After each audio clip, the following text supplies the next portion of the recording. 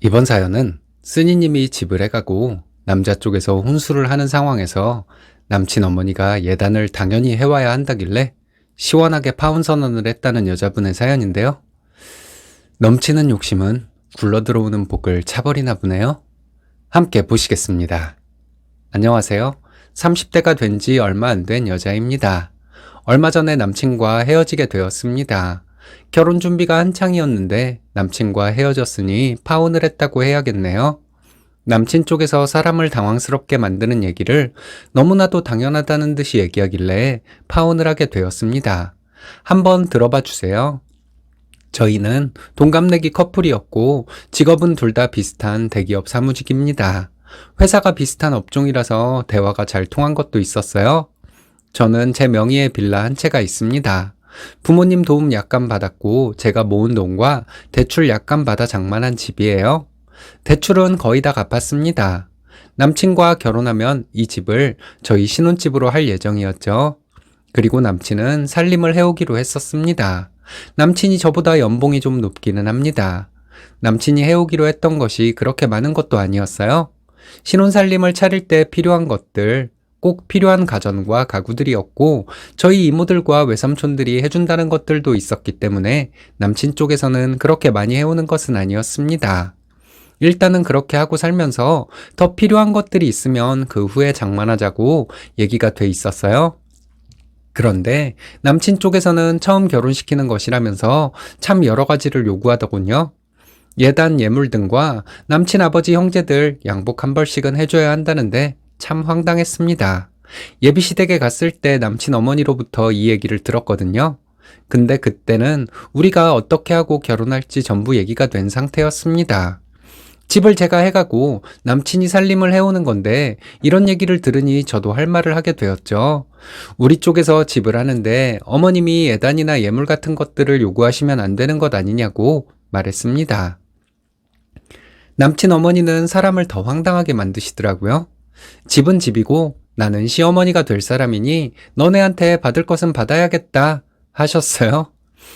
그러면서 하시는 말씀이 본인 아들이 벌어다 줄 돈이 훨씬 많을 것이라며 길게 생각하면 제가 이득이라는 것이었습니다. 이 말이 너무 황당하게 느껴지더라고요.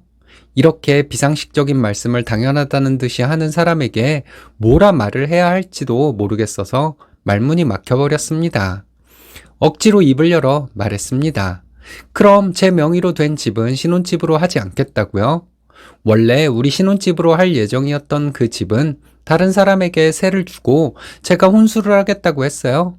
그리고 어머님이 말씀하신 예단과 예물 등 전부 다 할 테니 어머님이 집을 해주시라고 했죠. 남친과 제가 다니는 직장이 그리 멀지 않으니 그 근처에 집을 해주셨으면 좋겠다고 말씀드렸습니다. 제 말에 시어머니는 표정이 굳어지더니 결혼하는데 뭘 그렇게 따지냐고 하시더군요.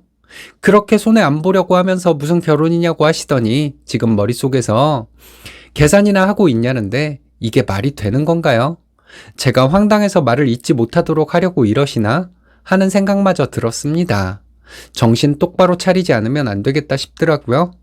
남자 쪽에서 집을 해오고 여자 쪽에서 혼수를 해갈 때는 예단과 예물을 하는 것인데 어머님 하시는 말씀이 너무 말이 안 되는 것 같아서 계산을 하게 되었다고 말씀드렸습니다. 남친 어머니는 또 한 번 저를 당황시키더라고요. 글쎄, 주변에 보는 눈이 있어서 남친 어머니가 해오라는 것을 제가 해가야 한다는 것이었어요. 이 말 듣고 결혼에 대한 생각을 접게 되더라고요. 이 결혼 안 한다고 생각하고 남친 어머니께 말씀드렸습니다. 어머님이 요구하시는 예단과 예물도 하고 내가 집까지 해가면 남친은 저에 비해서 해오는 것이 너무 적은 것 아니냐고 따졌더니 남친 어머니는 글쎄, 길게 생각하라니까 이러면서 신경질적으로 반응을 하셨습니다. 남친이 저보다 연봉이 높다는 것을 또 언급하셨습니다. 그래서 저도 길게 생각해 보시라고 했어요. 남친이 또래들 중에서 연봉이 적지는 않기는 하지만 대출받아 신혼집 장만하고 아기 둘 낳고 생활비 써가면서 대출 갚으면 대출 다 갚는데 얼마나 걸릴 것 같냐고 물었습니다. 오랜 시간이 걸려 대출금을 갚는다 쳐도 그때까지 저축은 꿈도 못 꿀 것이라고 했죠. 어머님은 이런 현실을 모르시는 것 같다고 했습니다. 내가 집을 해가는 게 얼마나 큰 의미를 가지고 있는지 모르시는 것 같아 말씀드리는 것이라고 했어요.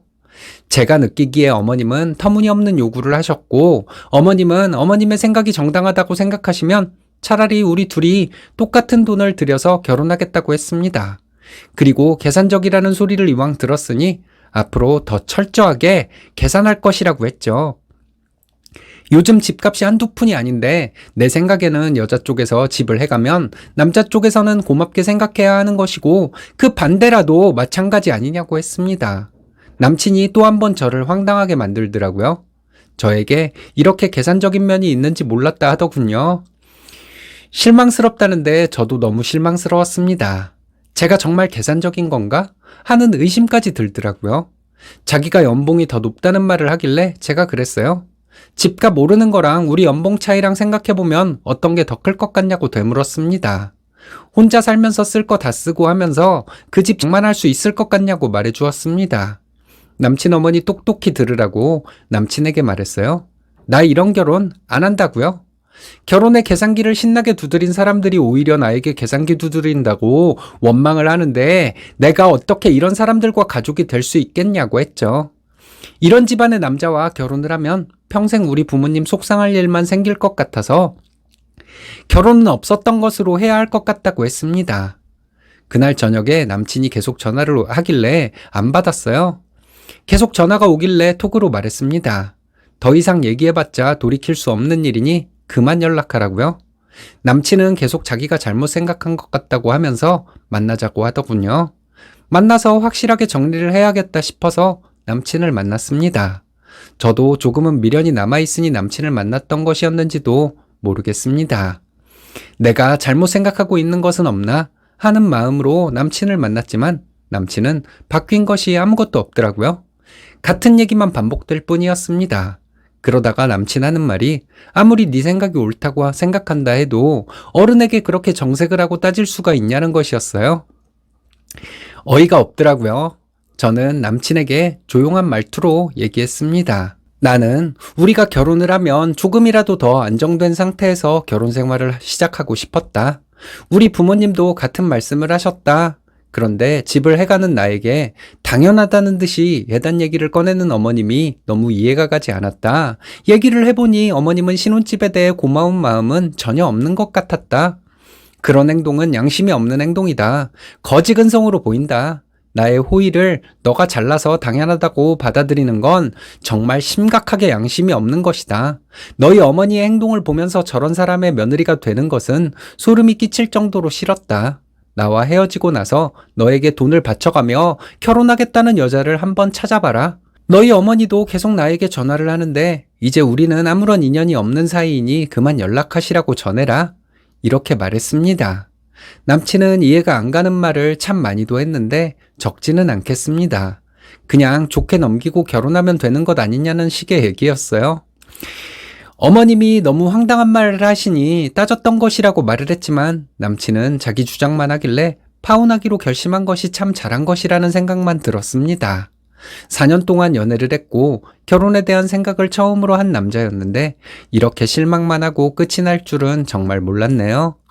제가 남친과 남친 어머니에게 한 말 중에서 잘못이 있으면 말씀해 주시기 바래요. 제가 세상 물정을 잘 모를 수도 있을 테니까요. 질책을 하신다 해도 겸허히 듣겠습니다. 세상 물정을 모르는 건 남친과 남친 어머니인 것 같은데요. 자신은 잘나서 남의 호의에 감사를 하지 않아도 된다는 건 어느 나라 개념일까요? 남의 호의에 감사만 할 줄 알아도 복이 계속 굴러들어온 상황에서 복을 걷어차 버리는 것은 팔자에 없는 복이 들어와서 그런 건지도 모르겠네요.